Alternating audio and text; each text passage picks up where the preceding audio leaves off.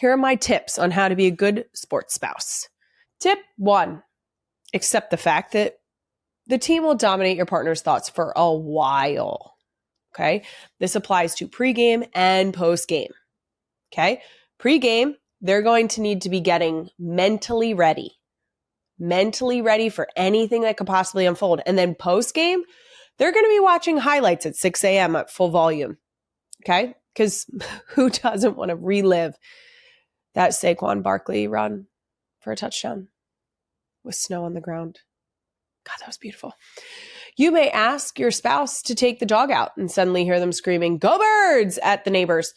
That's a bonding experience. And I know that you might think that that's embarrassing, but that's camaraderie between neighbors. That's going to be the neighbor that sees a package out front and snags it for you to make sure it stays safe. Okay? That's that Go Birds bonding. Don't be embarrassed about that. Okay? It's a perk. This next tip hits very close to home. Number 2, don't question our superstitions. We know we're being irrational, but whatever gets us that W, that's what we're doing. Superstitions may include, but are not limited to, knocking on various items made of wood, crossing your arms or legs in any specific way, moving seats, standing in a specific spot, making sure that your drink is aligned properly on the coffee table, maybe eating the exact same things every week or drinking the exact same things every week, a specific volume number. I know that this all sounds a little outside of the box, but you just need to be supportive. So instead of calling out our sickness, I suggest playing along or honestly taking the day off. Treat yourself to something you'd rather be doing. Get out of the house. But if you're going to be in a shared space with the spouse, you need to be there and you need to be supportive. Okay? And that includes superstitions. Number 3, if the team loses, give your partner time to grieve, aka the cry it out method that Queen Emma very nicely pointed out. Very similar. I would say that we probably need to live by the 24-hour rule, which is something that a lot of athletes personally live by. But in the playoffs, very different. Very different. You're going to need days, okay? Days to dwell on it, to maybe rewatch some of the clips, figure out where they went wrong,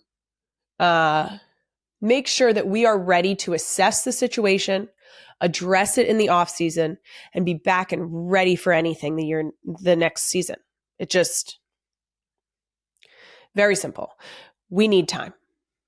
Okay, so just make sure that you're prepared to give us that space.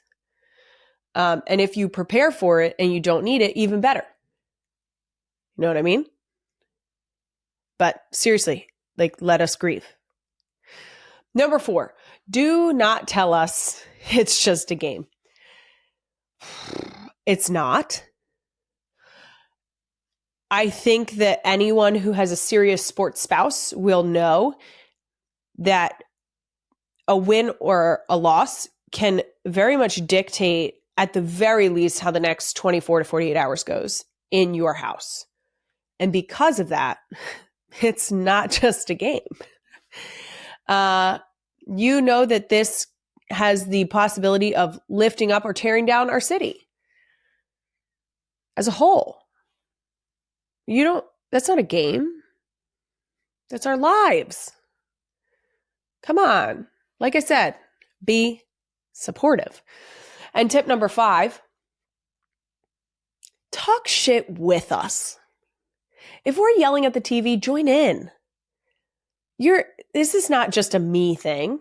You are more than welcome to yell not only positive things, but negative things as well, as long as you are directing them at the people who deserve them. Without fail, you can do that to the opposing team.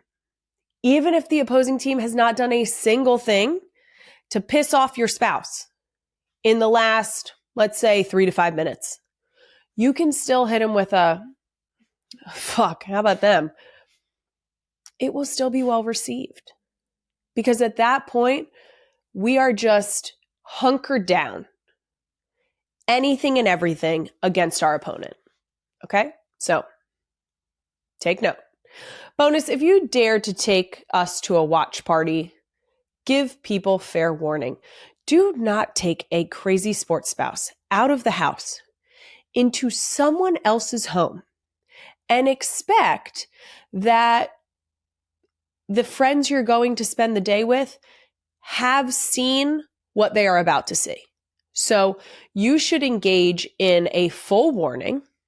You should probably take gifts or high reward foods because they deserve a thank you for putting up with something that you agreed to when you said I do. That does it for my tips on how to be a good sports spouse. If both people in your relationship are intense fans, all I can say is good fucking luck. And go Birds. I'm getting a knock on wood for that one. Probably one up here too, just in case.